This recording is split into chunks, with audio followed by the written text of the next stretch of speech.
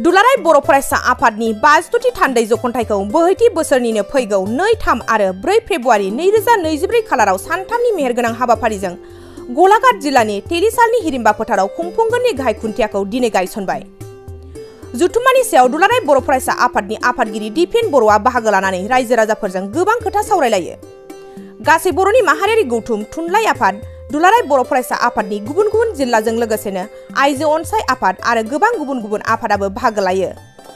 मोनब्रै धोरोमारि गौथुम जेरै बाथौ धोरोम, ब्रह्म धोरोम, ख्रिस्टियान धोरोम आरो सतसंग धोरोमफोरनि धोरोमारि आरज गाबनाया जायो। आरो बिथाङा मिजिं थिबावोदि जानो गोनां बे हाबाफारियाव गाजा गोमजायै जाफुंगोनखौ।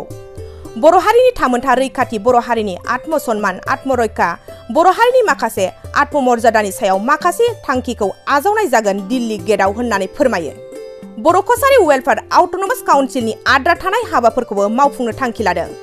बिटिआर एकर्डनि मोनफ्रोमबो आद्रा थानाय दफाफोरखौ मावफुंगोनखौबो खोथा होयो, जेरै सिमा बारायनाय, गामि सोसननाय, समस्ति दानाय, सोलोंथाइ बिथिं, हारि जौगानाय बायदि बायदिफोरखौ। दिपेन बर'आ खौरांगिरिफोरनि सिगाङाव मा बाथ्रा बुंखो आबुङै मिथिना लानि फै। दुलाराय बर' फरायसा आफादनि 52थि थान्दै जखन्थाइ गलाघाट हिरिम्बा नोगोर बेयाव फैबाय थानाय फेब्रुआरि दाननि 2, 3, 4 बे सानथामनि हाबाफारिजों खुंनो थाखाय जोङो थाम-थिम खालामबाय आरो दिनै गाहाय खुन्थिया गायसननाय बे हाबाफारि दङमोन।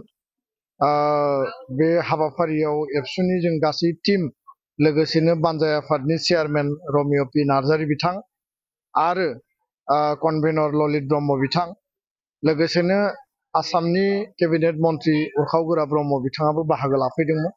गासै बर'नि माहारियारि गौथुम थुनलाइ आफाद आरो दुलाराय बर' फरायसा आफादनि गुबुन गुबुन जिल्ला, लोगोसेनो आइजो अनसाय आफाद, जोंहा UBPO, गुबुन गुबुन आफादनि दैदेनगिरि आरो गासै रायजो राजा, फरायसा फरायसुलि, जोंनि साब कमिटिसफोर, बानजाय आफादनि गासैबो बाहागो लादों। मोनब्रै धोरोमारि गौथुमनि जोंनि बाथौ धोरोम, जोंनि ब्रह्म धोरोम, लोगोसे ख्रिस्ट धोरोम आरो सतसंगि धोरोमनि बेयाव धोरोमारि आरज जानानै थांबाय। खुन्थिया गायसननायाबो मोजाङैनो मोजां जानानै थांबाय। रायजो राजाफोरजों जुथुम्मानि सायाव गोथौ आरो गुवारै माखासे बाथ्राफोरखौ जों सावरायबाय, बानजाय आफादजोंबो सावरायबाय। मिजिंथियो जानो गोनां बे हाबाफारिया खोब गाजा गोमजायै जाफुंगोन आरो बे मोनसे जारिमिनारि, हिस्टरिक आरो सिगनिफिकेन्ट। बेयाव माखासे बर' हारिनि थामोनथा रैखाथि, बर' हारिनि आत्मसन्मान, आत्मरैखा, बर' हारिनि आत्ममर्यादानि सायाव माखासे थांखि आजावनाय जागोन। दिल्ली गेटआव खोब जोङो गुरुत्तपुर्ण बर' कसारी वेलफेयार अट'नमास काउन्सिलनि आद्रा जिखिनि राजखान्थियारि आरो जोंनि संबिधानिक जिखिनि हाबा मावनो गोनां दङ, गामि सोसननाय, समस्ति दानाय आरो सोलोंथाइ बिथिं, गुबुन गुबुन समाज आरो हारि जौगानायनि बाथ्राफोर बेयाव सावरायजागोन। बिटिआर एकर्डनि मोनफ्रोमबो दफा प्र'स एन्ड कन्स बेयाव पर्याल'चना जागोन। माखासे गोदान परिकल्पना जागोन, गामि सोसननाय, सिमा बारायनाय आरो स्कुल प्रभिन्सियेलाइजेसनखौ लाफानानै कार्बि आंलंनि ST हिलनि इस्यु, बे बिथिंफोरखौ लानानै जोङो थान्दै हलाव सावरायगोन। आरो बे जुथुम्मायाव गुबैयै माखासे गोदान जोङो थांखि जों आजावगोन आरो बिनि गेजेरजों हारियाव जिखिनि मावनो गोनां आरो दुलाराय बर' फरायसा आफादा हारिनि सार्थनि थाखाय जिखिनि जोङो सावरायनांगौ आरो मावनो गोनां जिखिनि बिथांखिफोरखौ जोङो एडप्ट खालामनांगौ, जोङो गोथौ आरो गुवारै सावरायगोन। जोंनि मोनफ्रोमबो हाबाफारि, सानथामनि हाबाफारियाव रायजो राजाया जेरैबायदि दिनै मदद होदों, बे सानथामनि हाबाफारियाव मदद होगोन आरो जथेस्थ' बेयाव मेन पावार जोंनो नांगोन। रायजो राजाया लोब लोब ओंखारबोदों, माइरं दैरंनिफ्राय लानानै, औवानिफ्राय लानानै, एसे एनै दान बरंनि जोंनि वेलविजारफ्रा बयबो दिनै बेयाव बाहागो हरदों आरो सम दान खालामदों। लोगोसेनो गुबुन मोनसे बिथिङा जाहैबाय जे सुबुं अनजिमाया गोदो जेरै दङ दिनैबो ओरैनो दङ। दा बेखायनो बयबो बेयाव ओंखारबोनानै बाहागो लायोबा बे जाफुंसार महर मोनगोन।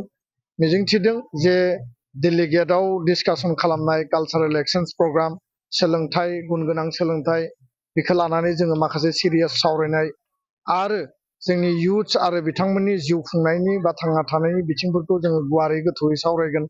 कालचारेल एक्सचेन्ज प्रग्राम जागोन गुबुन गुबुन हारि माहारिनि अपेन सेसन जागोन अपेन सेसनाव जोङो माने सावरायबाय थादों जिहेतु एकर्डनि दफाफोरा माने आखरे आखरे मावफुंजानांगौ आरो कमिटमेन्टखौ माने सरकारनिफ्राय डिक्लारेसन होनांगौ बा मोजाङै बिथांमोननि स्टेटमेन्टआ माने क्लियार काट जानांगौ बेखायनो आसामनि गिबि मन्थ्रि बिथांखौ जायगानि रायजो राजाफ्राबो लुबैदों बानजाय आफादाबो लुबैदों आरो दुलाराय बर' माहारिनि थाखाय बिथाङा जिखिनि मावनो गोनां आरो जिखिनि हाबाफारि लानो गोनां बे बिथिंखौ लानानै जोङो बिथांखौ लिंनो थाखाय जोङो थामथिम खालामदों जोंहा इउनिभार्सिटिनि भाइस चेन्सेलर बिथांमोन बाहागो लागोन प्रफेसर बिथांमोन बाहागो लागोन माखासे इक'नमिस्ट आरो माखासे माने एजुकेसनिस्ट एकाडेमिशियान बिथांमोनखौ जों हांख्रायगोन आरो आसा खालामो जे 2006 सनाव जिहेतु बेयाव खुंजादोंमोन 2024 आव प्राय 18-19 इयार्सनि उनाव जिहेतु बे जथुम्माया जागोन